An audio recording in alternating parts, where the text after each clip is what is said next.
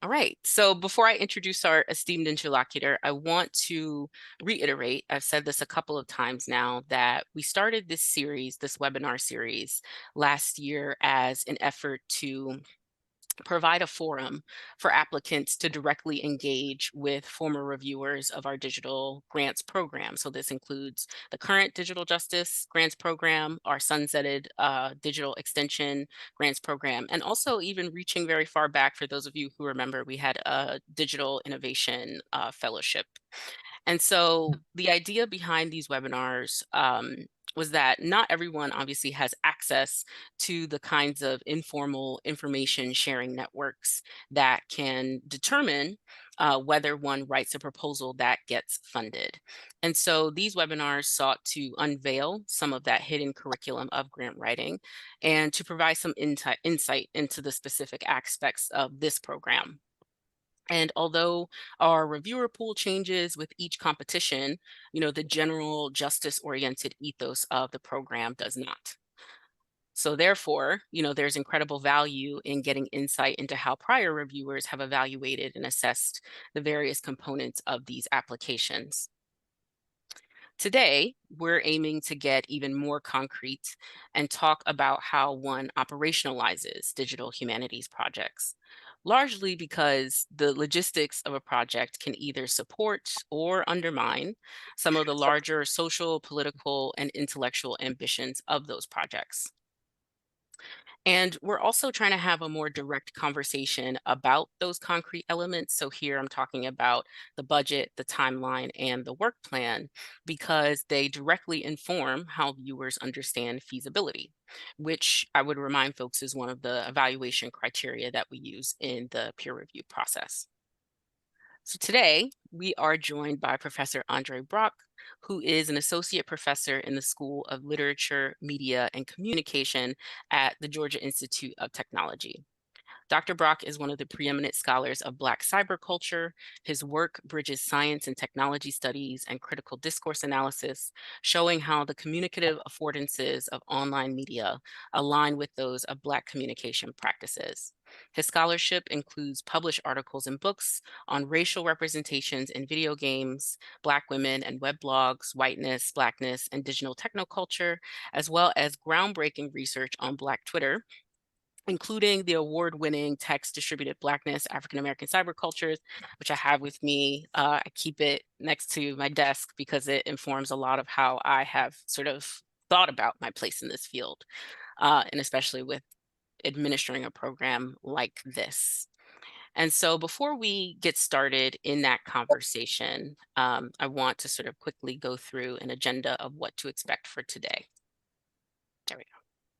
So for those of you familiar with the structure of these sessions, you'll recognize that we're following a similar format and that we'll start this session with about 30 minutes of discussion between me and Professor Brock related to today's topic. That discussion and the questions that will animate it have been specifically curated around how you might more strategically and intentionally use the budget, the work plan, and project timeline to strengthen some of the arguments you make in the prompts.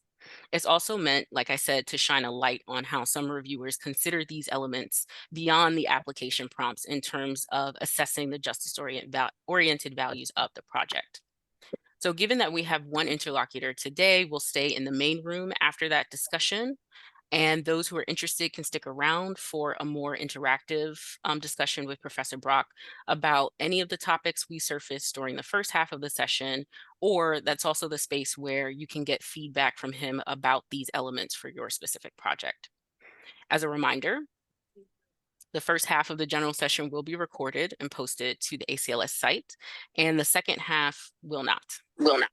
Out of respect for everyone in this space, I want to name that we expect full confidentiality in terms of the discussion we have in the second half. Folks are sharing details and information about their projects and applications, and there's a lot of value in the collective learning that happens in that broader conversation, but we should also be mindful of maintaining the integrity of that space so folks feel empowered to get the feedback that they want and that they came for. We'll conclude with some closing remarks, particularly just some housekeeping around upcoming deadlines, and things to be aware of as we head towards the end of the competition. So I'm going to stop sharing my screen so that way we can all see each other and we can get started with our conversation. So I know that I wanted to sort of organize this talk around the sort of concrete elements of the application, right? So thinking about budgets, timelines, and work plans. And that's really how we're going to sort of move through this discussion. And so the first thing I want to ask Professor Brock to get this conversation started is really to think about budgets, right?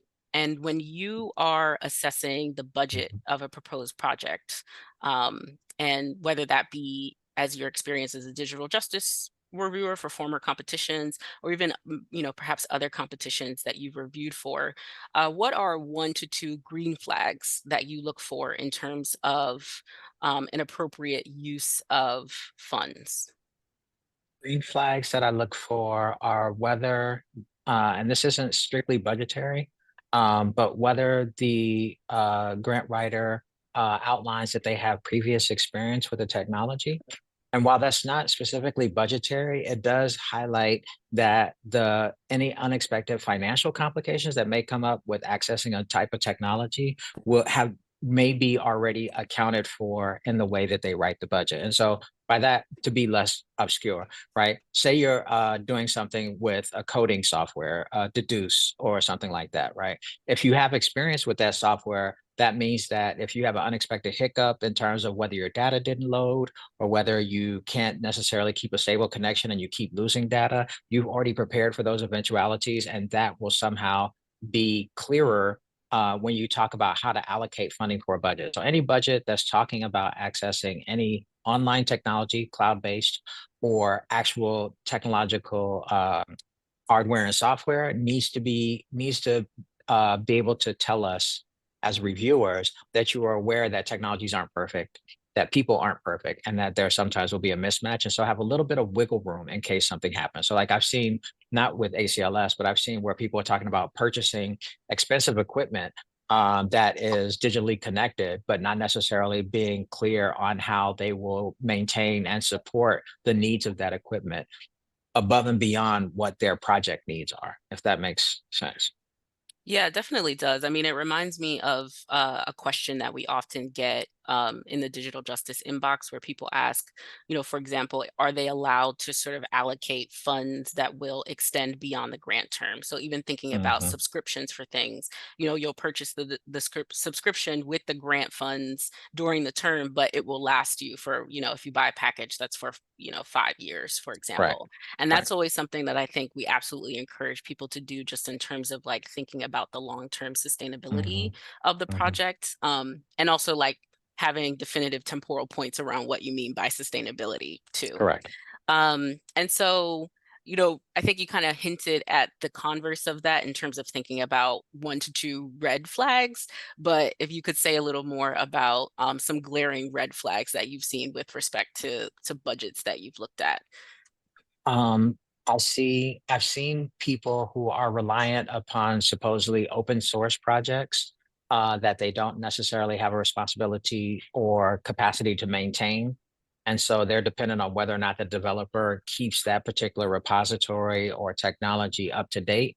And sometimes, that involves whether or not it will be able to work on your computer during the length of your project. Other things are where people are suggesting using technologies, but they are kind of caught up in the licensing or purchasing agreements with those technologies and outsource privately identifiable data to those third party providers, Mm. right? And while it may be cheaper because they're offering it as a package deal, you have to be mindful, even if you're a community organization that doesn't have to go through IRB, that you're exposing people's private information to people who will sell it for their own gain, not the gain of the people who you're working with, right?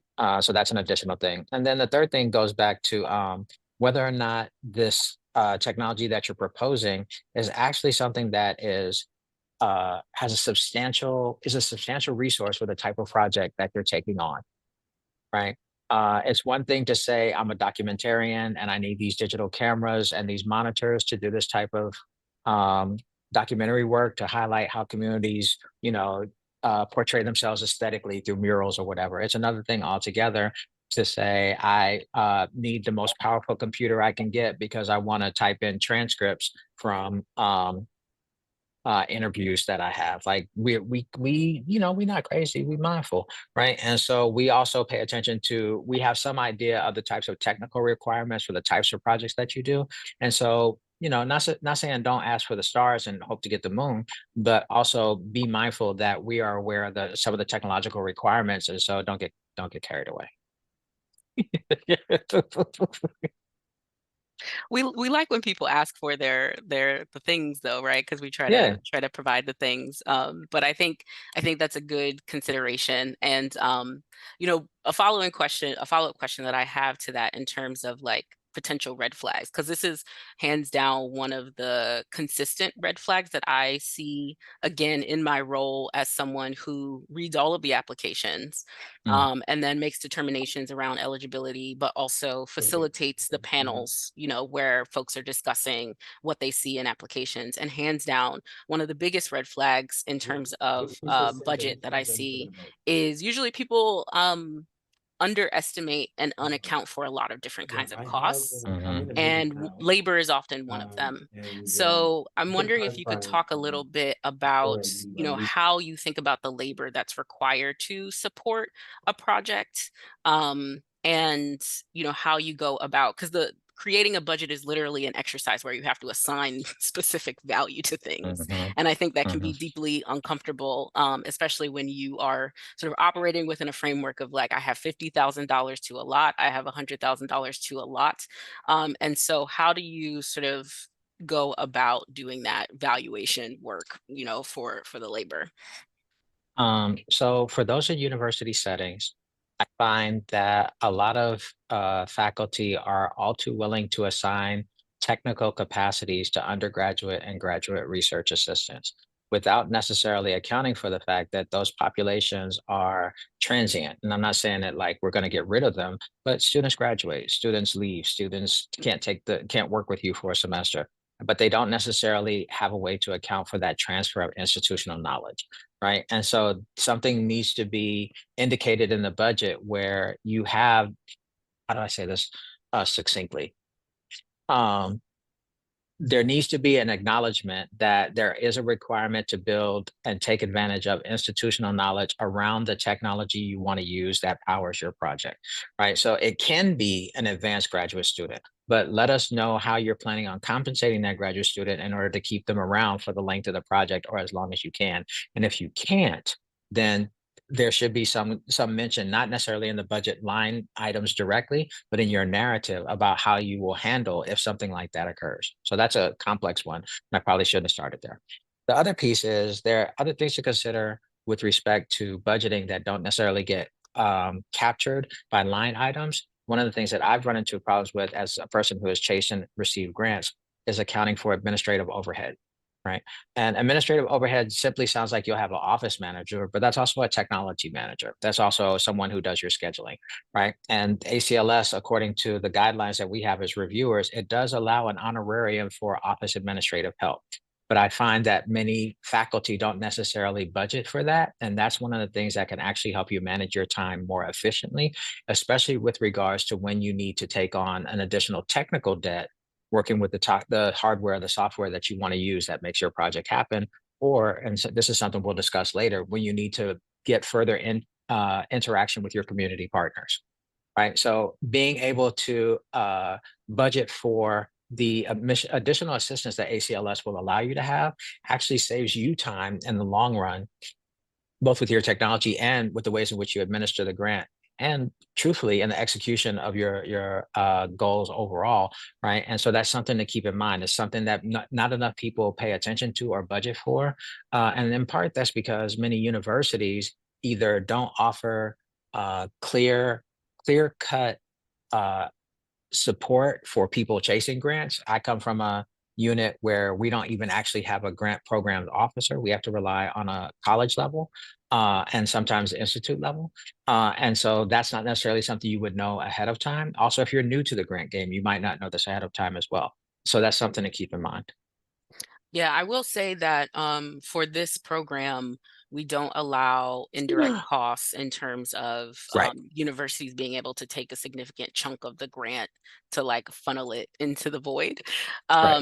But with that said, I think this question around, I wanted to surf for this question around labor because we do allow for those kinds of costs in the Mhm. budget. And so I think you're exactly right. And this is also a concern that I've heard from current digital justice grantees. Is just like the sheer amount of project management labor that Mhm. you as a PI have to do. And so even the exercise of thinking about how many hours you have to spend sort of navigating your university infrastructure to get paid, designating tasks, all of that is something that you should absolutely think about how to articulate that in the budget. But also, if there are areas where you can pay people via an honorarium to like specifically do that kind of work. And I'm always really surprised when I don't see that kind of sort of project dimension or project management dimension like very clearly laid out in the budget or even in the project staffing. I think it's just sort of one of those baked in assumptions that people have, about the role of the PI, which is fair. But again, if a budget is a sort of exercise in naming and placing value on certain kinds of underestimated and unaccounted for costs, like that's the area certainly where to do that. Um, There's a corollary to this as well. Because we are pursuing a mission of social justice, right? And because many of us are in nonprofit institutions, we don't necessarily approach consultants in the same way that we would say if I was getting my house remodeled. So if you're getting your house remodeled, you will absolutely look at bids from multiple contractors to see which one can do the work and what type of work they do, what kind of references they have. But I found in multiple applications across multiple institutions that many people get convinced by a contractor who will take up literally 80% of their budget to provide a service, right? And I'm specifically thinking of website design, right? Because website and front end design is can be well done or terribly done, but you often see a lot of people who come in with proposals that they're going to pay a consultant 18, $20,000 to build out their front end on their website. And I feel like that's something that you should also treat as if you were remodeling, right? Get multiple um, proposals from different vendors to see who you can work with that will help you uh, balance your budget in a way that you're not giving all your money to someone and then coming up short in other areas that you might need to pay for. yeah, and I think, I mean, this is just me sort of thinking aloud about potential considerations. I know that in other contexts, for example, if you're planning an event at a university, like there are specific contractors that you have to Mhm. use for like catering or for setup. And so I don't know if it's the case, for other kinds of vendors. So, for example, working with someone who might do website design if the university, has control over who you can go to. But I think that's certainly a consideration to keep in mind, right? Mhm. So, are there, since we've been talking about, underestimated or under unaccounted costs related to labor, are there other sort of costs, other underestimated costs, particularly related to digital tools and platforms that folks should be mindful of? I mean, I know we talked a little bit a couple of minutes ago about how you can use grant funds to pay for subscriptions years out, even if it's beyond the grant term, or thinking about the maintenance of the tech that you are hoping to buy. But are there any other things that folks should be thinking about? For those who are thinking of doing interview protocols or recording conversations with focus groups or the like, the number of options have dramatically increased for transcription of those audio interviews. However, every service is not the same, right? Some of them promise cheaper prices without necessarily pointing out that they have trouble. Say, when you're interviewing people from minoritized populations, they struggle with accents, they struggle with slang, they struggle with soft spoken people like myself. And so you will end up having to do a lot more hand coding of those things than you anticipate based on what the price quoted to you from that software is. I'm thinking of Rev.ai, I'm thinking of Otter.ai, even folk who are using OpenAI's open source tool called Whisper, right? You still will have to expend some human labor in order to clean and verify and validate your transcript. So keep in mind that those tools will still require a human labor cost, right, to do those things. And so that's something that will come up more often than you think, particularly if you want to uh, if you're talking about participatory design, where you want to record the ways that your stakeholders are participating in the actual workings of the project, you need to be able to ensure that their words are being translated accurately and correctly. Similarly, for other DH projects, particularly the open source ones, consider in order to manage costs more effectively, working with your librarians, working with if they do have people who are digital humanists. And that's not just librarians at academic institutions. There are many public librarians who also can do this work as well. Again, as another way to manage your technical costs, a lot of places, particularly more affluent libraries, have incorporated maker spaces which work well with the types of technology that I've seen people say they want to utilize for digital justice. And that's a resource you can tap into. You can, compensate them to a certain extent, especially if they're public officials, but you should always try to pay people for their time. Um, Digital tools and platforms. I think I'll stop there for now. Okay. We can. I think a lot of this is going to keep resurfacing, given the questions. But I think Hmm.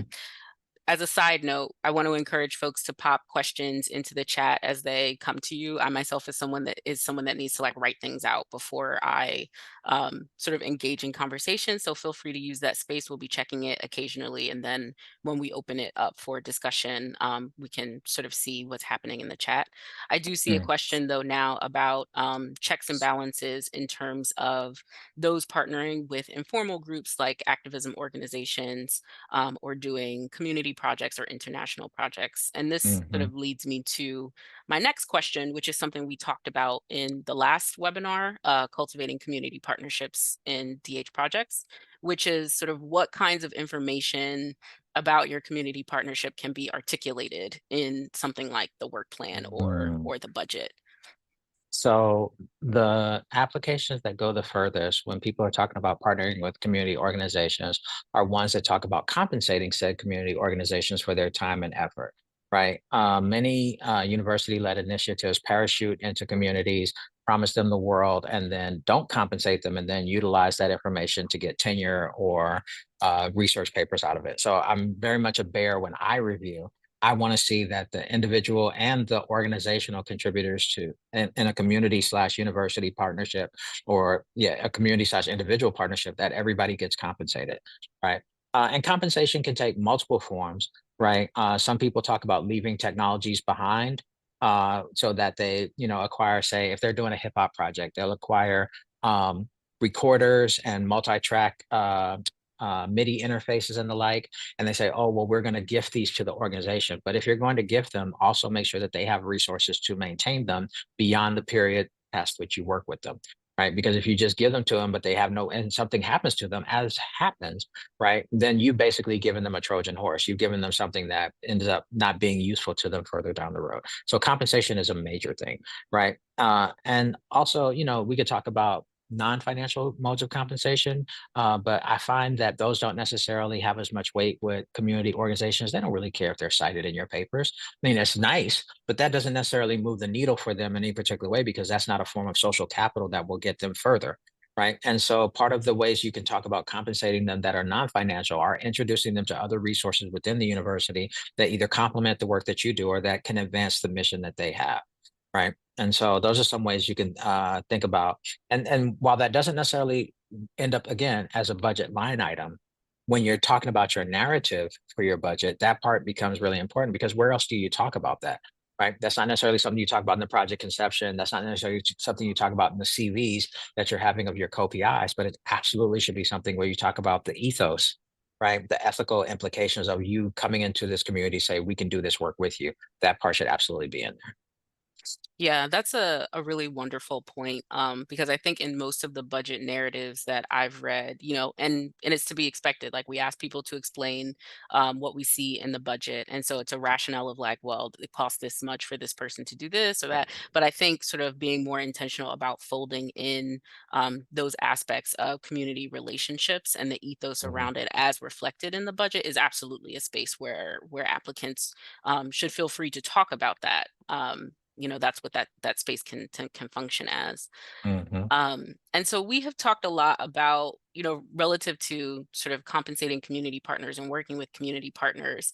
Again, one of the consistent pain points that I see once folks get their grants, in terms of having to support them or figure out a way to troubleshoot, how to not only move resources out of the academy if you're working with community partners, but even like bringing folks in can be it's a weighted task given the mhm, histories of our institutions relative to these communities, right? mhm, And so one way that this shows up a lot is in time, in that the way that we sort of think about time in the university is like according to semesters, according to tenure clocks. Like we have a way of thinking about time that like people outside of the academy don't actually operate within. And so when you're building something like a project timeline, how do you reconcile the fact that your community partners or people outside of your institution may be functioning on a very different way of thinking about time or working through time than what we have to navigate in the academy? mhm. Um, what I look for, I understand that many tenure stream academics are under a clock where they have to produce a certain type of work in a certain amount of time. But if you're going to say that you're working with community organizations, as Dr. Nurse says, those orgs don't work on the same academic timeline that we do. And if you're talking about, if you say you just moved to a new town, right, and you say, well, I want to continue doing the type of community work that I've been doing in other places. Well, how much time have you spent with that community organization before you start saying, hey, let me use my institutional connections to do something with you, right? And so time is not necessarily in terms of how long it takes the project to execute, but I'm also looking as a reviewer to see if you already have a previous engagement with this particular organization. The things that are essential to community building are history and experience. Right. And if you don't have those things, then your project is not going to be as robust as it could be. It's not going to be as just as it could be, because basically what you're doing is taking advantage of those people's time and energy in order to produce something that's of value to you. Right. And this is even when the organizations are eager to work with a prestigious university that's in their area because they've been looking for those type of partnerships. But it still requires you as a researcher, you as a grantee, you as an activist to still, and activists know this already, right? To still spend that time with that organization to get to know them, their people, their circumstances, so that you can better tailor the tools that you say you're going to use to help them build out a digital humanities social justice project, make sure that they're in line with their values, with their needs, with their information uses and behaviors. So I have a question, related to that that's specific to like the seed grant. Mm, Um, and I think that, we are in the space with the seed grant of trying to obviously bring more folks who are interested in doing this work as like a starting point, to mhm, really develop a project. And oftentimes, like, you do need time, right, to build those relationships before you get started on your work, or as part of the doing of the work. And so I guess right. my question to you as a reviewer, sort of thinking about a startup project, where is the line for you in terms of thinking that, okay, this person has done enough preliminary work to be able to Right. apply for this grant, or they've not done enough work at all and are, I guess, at the pre-seed phase in a lot of ways? For me, the line is if you haven't clearly identified an organization that you want to work with, but you have identified a cause that you want to support, but you don't know who you're working with yet. Or if you are so interested in importing a tool that you have not necessarily considered the ethical and moral considerations of the tool above and beyond what the community organization has. So this wasn't with the group that we had, Dr. Nurse, but I reviewed a grant where somebody wanted to use drones to map a neighborhood to talk about possible route management for emergency responders, right? Because that neighborhood was underserved by emergency responders, and they felt if they were better able to map routes in a high traffic volume neighborhood, then they would be able to serve that community better. But they had no intention of asking the community how they felt about being mapped and surveyed. Mm. Right. And I understand that it takes time to canvass a neighborhood, do all that. And undergrads, and this is an undergraduate proposal, don't feel like they have that time because they have so much other stuff going on. Faculty may not either, but it's crucial. If you're talking about justice, justice has multiple dimensions, and consent is absolutely one of those dimensions that I'm looking for in this particular instance.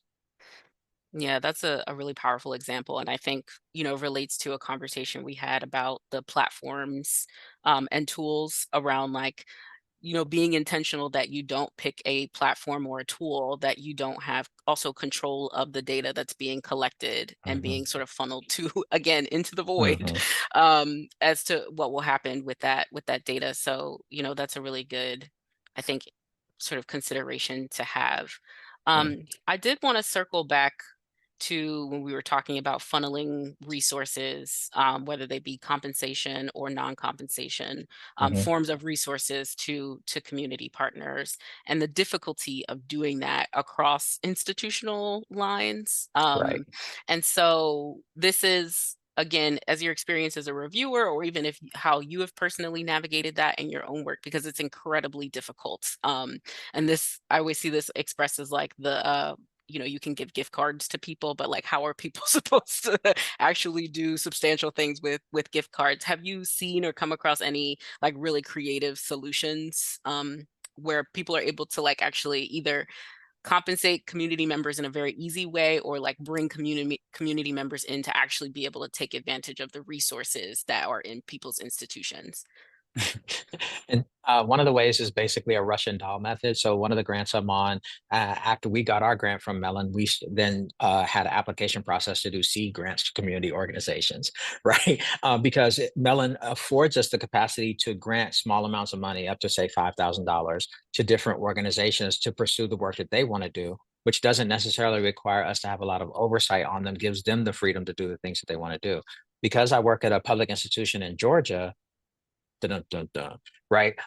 We are very much restrictive on the types of compensation we can give, not only outside folk, but our own students as well. And so doing a granting process like that is helpful, right? Again, a technology grant in kind also may be something you can do, provided you also talk about the ways in which you will help them sustain that technology past the grants ending, right? Trying to think what else. Gift cards sometimes work, sometimes don't. Like we can't even feed people, like we're just not on that. We're not allowed to do those types of things unless we have certain pre-requirements set up. We need an agenda, we need action items, we need a flyer, we need all these types of things, and that's easy to do, right? But it does require a certain amount of preparation before you can actually say we're going to do these things to help this community org out. Yeah. And you can, to everyone in the Zoom room listening to this, you can feed people with this grant funds. In fact, we encourage it. Food is care. Uh, Feed people with good food, seasoned food. We like that. And so I want to sort of switch gears a little bit in terms of sort of talking about the timeline, because we have talked a little bit about like the way that different people, where they're institutionally positioned, have to navigate different timelines. Sure. But when folks are like actually writing out the timeline for this project and considering, is this too ambitious? Is this actually feasible, or is it not ambitious enough?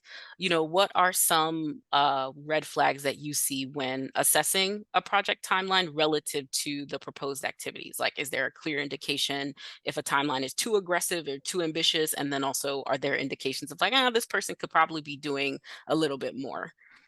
So it's a double-edged sword, right? I'll go from the far side of the sword, right? In many cases, we will see conceptual projects that talk about they're getting ready to plan to start to begin to consider technology options to pursue their social justice project. But the timeline for the grant really indicates a meeting period, a symposium, a discussion period, a writing up the things, and then they'll actually think about getting to the technology. And that stuff kind of gives me pause because it takes money out of the hands of people who are much more further along, even for a C grant, who are much more further along and thinking about the implementation of digital tools. So that's one side where you have this idea, but you haven't necessarily done the pre-work necessary to start thinking about putting the rubber to the road where the technology is going to actually work for you and for the people you want to work for. The other side is, and I this is my cliche, an email never takes me 5 minutes. Like, oh, just to answer this email only take you 5 minutes. It never takes 5 minutes, right? And so many people talk about building ambitious projects, developing front ends, uploading content, cleaning data, but their timelines are super unrealistic, in part because they're not necessarily aware of the scale and the scope of the work. Cleaning data takes a long time. Coding data takes a long time. writing up qualitative results takes a long time. And we don't always see people adequately account for the process of research, right? Or even the process of working with organizations. If you're conducting focus groups, you still need to analyze and consider the outputs of those focus groups to then reapply it to your interactions with that group. And that stuff takes time. And there are several applications I've seen where people just don't leave themselves enough room to do that. And this is particular for people who are talking about doing summer work, which is fair because a lot of us don't get paid during the summer. That would be me, right? But the summer as a compressed time also requires that you focus a lot of energy and time in a very short space of capacity. And you can't always get everything done that you want to get done in that time. And if we're talking about care, how are you caring for yourself during that process? That is not always clear either. I'm not saying put in that you've got a pickleball tournament during the thing, but but if your schedule is too compressed, it looks a little suspect, right? Because I don't think you're granting yourself the space and the capacity to manage if something happens or if you happen, right? And so those things are especially crucial post COVID because you never know when it's a cold or it's an allergy or it's a bronchitis. Like you always have to try to figure it out, and that part becomes crucial too. Yeah, I'm really glad that you brought up that sort of issue of care and also restoration, right? I know that we're Mhm. not primed to think of the summer months as that because it's like, okay, well now I can get all the things that I didn't get done during the academic year. I can do that during the summer.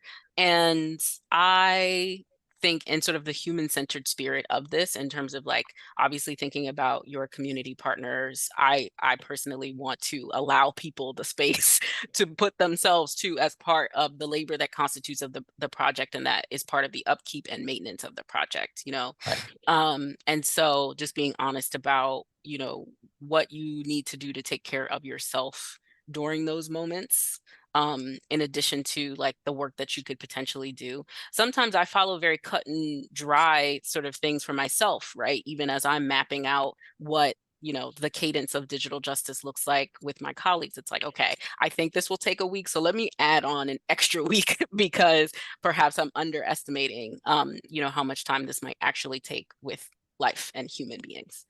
um and so yeah, I want people to think about that as well. So the last question that I'm going to ask you before we open it up to folks, is sort of related to, again, work plans and thinking about project design. And I know that when I was trying to think about how to frame this question around the ways that a project work plan can reflect, these aspirations towards digital justice, I was thinking about like where the work takes place and the power that can come from like asynchronous work or decentralizing work that doesn't take place on like university campuses.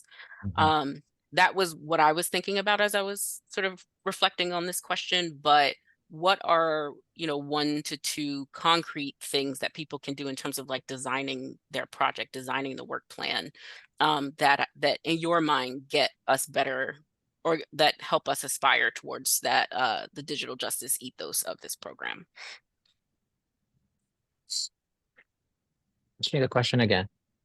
So thinking about one to two concrete ways that the project work plan can reflect, these aspirations towards digital justice. And we've talked a little bit about this Mhm. throughout the conversation. So thinking about, timeline and being realistic and caring for your body and caring for people around you, feeding people when you bring them together, thinking about compensating people. But is there any sort of final, I guess, thoughts that you would offer in terms of how the work plan can reflect, digital justice? So let me get technical for a second and say that people who are proposing to use open source AI models to work on data sets or do transcription, be aware that the licensing fees and terms of service for for those particular technologies require that you give up your data.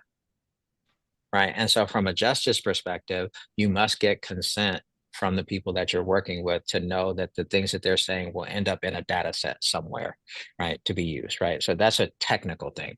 Right. The other part I would say is that from a work plan perspective, we are constantly being sold, or they try to sell us on technologies that promise to make us more productive and more efficient. And justice is not productive or efficient. right? It's something that has a lot of fits and starts. And so your work plan, again, should account for the fact that some things take time, right? You might not have the time, and the grant process might only give you a certain amount of time, but be generous with the ways in which you designate how much time it will take to particularly coordinate with other people's schedules. Right. I did interview protocols for a project, and the actual scheduling of the interviews took longer than the interviews themselves took, right? Because people are busy and they have time, right? And so that's another thing to consider. The other piece is going back to a technical aspect, how exactly do the methods that you propose, the tools that you propose, advance a mission of digital justice? Right? Uh, if you are, and this is my personal thing, if you are saying that I can create a visualization of data that other people create, how are you making that data available or that visualization available to people afterwards? Right. So think about ways to make your scholarship or your findings public in a way that benefits and celebrates the communities that you work with or the causes that you're interested in working with. So, an example that's not from here where someone was using AI to assess the ways that eviction rates were happening in Fulton County here in Atlanta. And it was really horrifying the ways in which AI was being used to rapidly process these types of uh, eviction applications and how they were rubber stamped. But they then they did a symposium where they did both a poster presentation and a data visualization to show the number of evictions that were requested, how quickly they were processed, and how that affected occupancy rates here in the city, right? And so that's a complex answer, right? But I think it falls in line with be aware of the public facing side of your project as a mission of promoting digital justice and the time it will take to mount a public facing side of your project above and beyond whatever your findings are, right? That part is crucial as well. Hope that answered. I feel like I'm floundering on that one, but I hope that answers your question a No, little bit. that was a great mic drop moment at the end there. I appreciate that answer. And with that, now we are going to open it up to discussion for folks. Let me stop this recording. Otherwise, I just want to highlight that the deadline for applications is swiftly approaching. It is December 3rd at 9 p.m. Eastern Standard Time. We will be on standby in the digital justice inbox all throughout up to the application deadline. So if you have any questions or concerns, particularly around any technical problems that you may be encountering with the application portal, please feel free to email us. Usually it's just a matter of people uploading a file that's too big. So that's just like a quick thing to check first. But if you email us at like 8 p.m., we will respond. The notification for the first round of review will occur in February of 2025. So given the overwhelming volume of applications that we received last year, we've changed our review process. Now we have 2 rounds of review. So that first round of review will be a kind of pre-screening round where we'll have some reviewers in the field sort of assessing applications, providing some feedback that will then pass along to everyone. So you'll get a status update about your application in February, and then you'll receive notification of the final round of review in April. So the other thing that I want to highlight is that we're having one final office hour with ACLS staff on Friday, November 22nd from 11 a.m. to 12 p.m. Eastern Standard Time. So this is also a chance where if you have any last minute questions about your project, about the application, about submission, anything like that, feel free to come to the office hour. It's very, very informal. And so if you just have a quick question and you just want to pop in and pop out, we certainly encourage that as well. So I want to thank you all again for coming. I want to thank Professor Brock for giving us his time and expertise. I think this was a really, really, really great conversation, and I hope folks got a lot out of it. If you have any additional questions, you can feel free to email us at digitaljustice@acls.org. And best of luck. Take care, everyone.